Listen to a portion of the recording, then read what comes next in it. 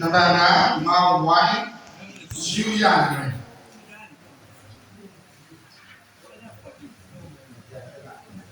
Avida, in the camera, and then I have to buy it.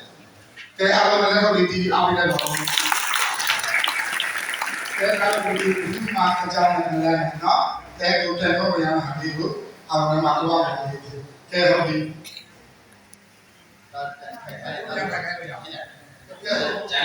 channel is out. You need to have the Yawi, and that's it.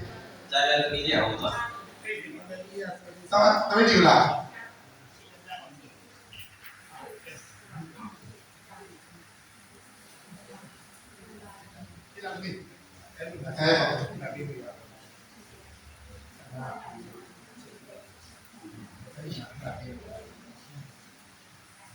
Aloe, Mingalashi, Shani, Jamabi Lote, Patama Jane, Tabone, Damasuni, 2000, Automatic,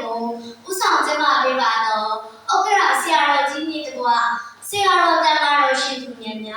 Sia Siamania, Jama Jatunyani, every Dania, Alo, Singa Duka, Kaya Duka, Natara Dukani, Yisoyabazi. ဥစ္စာပထမကာရပြုနှုတ်ဆက်တာပါစီရှင်။တမီကတော့အမတ်ခွန်တောင်မှအခြေခံပညာမူလာရင်းကျောင်းမှပစ္စမရင်းကျောင်းသူတွေမဆောင်ရည်ပဲဖြစ်ပါရဲ့ရှင်။ဒီနေ့ဝါစကလာပြည့်ဓမ္မစကြာခါရောနေ့မှာကျင်းပပြုလုပ်တဲ့စကားပြောဆွေးရင်ပြန်ဝဲကြီးမှာ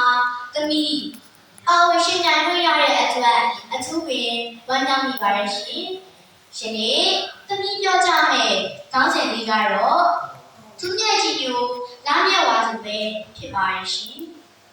မြမဆန္ဒရာတိများအနံ့ဝါစုလာဟာဗုဒ္ဓဘာသာဝင်ရဲ့အတွက်အလွန်မြင့်မြတ်ပြီးအရေးပါသောလာတလဖြစ်ပါရဲ့ရှင်ကြည်လာမှာဗုဒ္ဓမြတ်စွာဘုရားရှင်ကပထမဆုံးတရားတော်ဖြစ်တဲ့ဓမ္မစကြာတရားတော်ကိုဟောကြားခဲ့တဲ့လာဖြစ်ပါရဲ့ရှင်ဒါအပြင်ကြည်လာဟာဗုဒ္ဓမြတ်စွာဘုရား၏တာနာတော်သမိုင်းတွင်အရေးပါသည့်ဖြစ်ပျက်များစွာပေါ်ပေါက်ခဲ့တဲ့လာဖြစ်ခဲ့လို့တာနာတော်များဝါရင်းဝင်သူလူသည့်အချိန်လည်းဖြစ်ပါရဲ့ရှင်။ဝါဆိုလာကိနေ့ဟာဗုဒ္ဓဘာသာဝင်တွေအတွက်ဝိဒေတာထူးခြားတဲ့လာတနာဖြစ်ပါရဲ့ရှင်။မြတ်စွာဘုရားအလောင်းတော်ဟာတက္ကလကကပိလကိုပြည့်ရှင်ပင်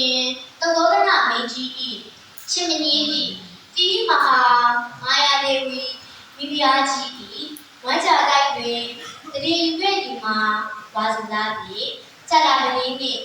ဖြစ်ပါရဲ့ရှင်။ဒါကြောင့်တန်ရီတော်ထွက်တမန်ဆက်တစ်ချက်ပြပြရမှု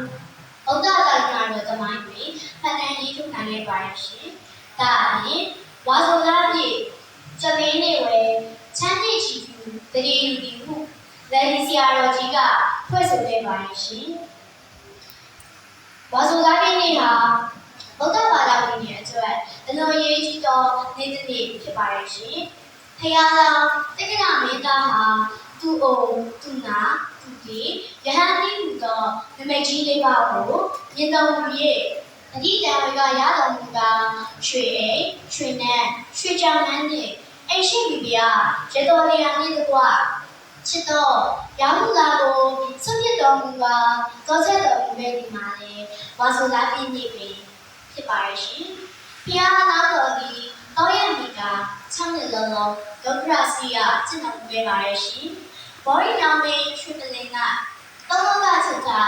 တက္ကရီမြတ်စွာဘုရားဖြစ်ဖို့ရောက်တော်မူပြီးနောက်မိဂလာဝံတော်ကျွင်းကတိစ္ဆဝတိငါးဦးတို့အားကမ္မစကြာတရားတော်ကိုဟောကြားရမှုပဲဒီမှာလေဝါဆိုလာပြည်နေ့ပဲဖြစ်ပါရဲ့ရှင်။မြတ်စွာဘုရားရှင်ဟာမဟာတက္ကရီ103ခုကစုံလာပြည်နေ့မှာဖျားဖြစ်သူရောက်ရှိတော်မူခဲ့ပါရဲ့ရှင်။ဒီနောက်ခုနဘက်တိုင်းကမြမတိကုကကိုဖန်ဆားတော်မူပြီးတတဝါဒအား